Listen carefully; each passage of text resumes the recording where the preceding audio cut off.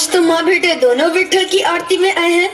कुछ समय उस विट्ठल को भूलकर घर परिवार में ध्यान दे दे तो आपकी बड़ी कृपा होगी। विट्ठल भी तो हमारे परिवार का हिस्सा है। हाँ हाँ, तो परिवार के सारे सदस्यों से मिलने का समय बराबर बराबर बांटना चाहिए ना।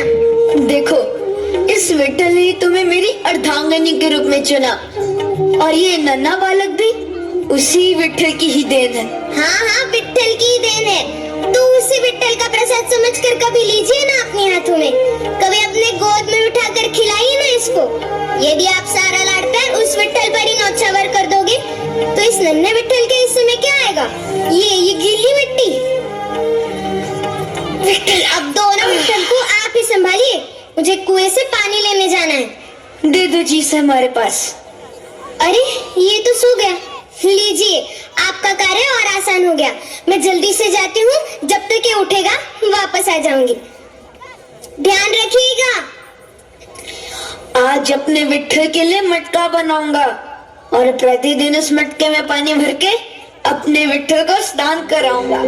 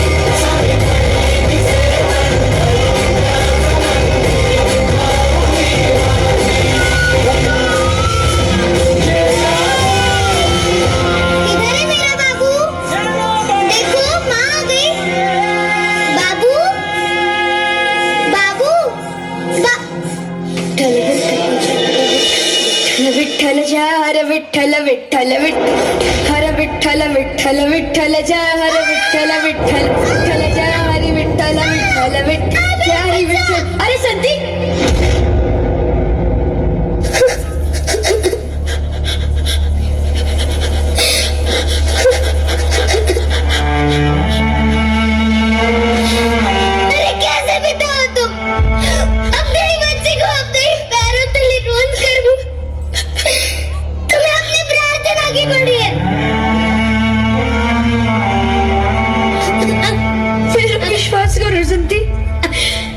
बच्चा यहाँ कब आ गया?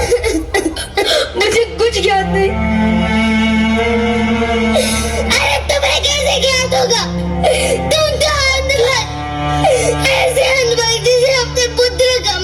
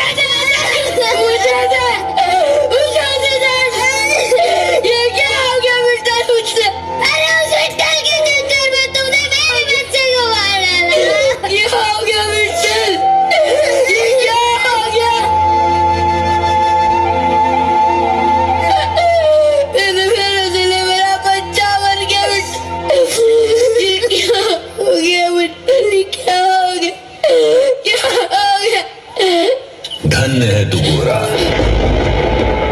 तूने इतनी कठिन परिस्थिति में भी अपने विट्ठल का साथ नहीं छोड़ा। तुझ जैसे भक्त पर हमें गर्व है। मुझे क्षमा कर दीजिए विट्ठल, पर मैं आपके चरण स्पर्श नहीं कर सकती, चाहे आपको इस स्वार्थ लगे, पर पुत्र मरा है मेरा।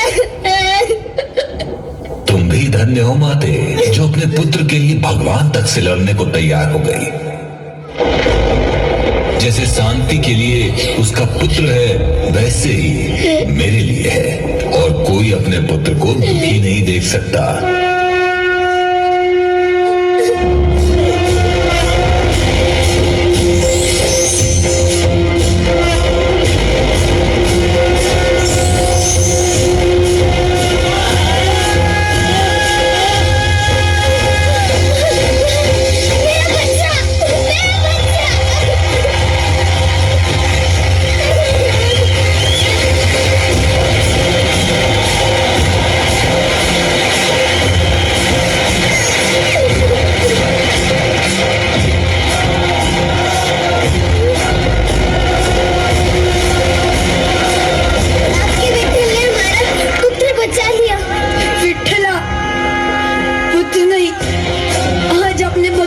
विश्वास बचा लिया।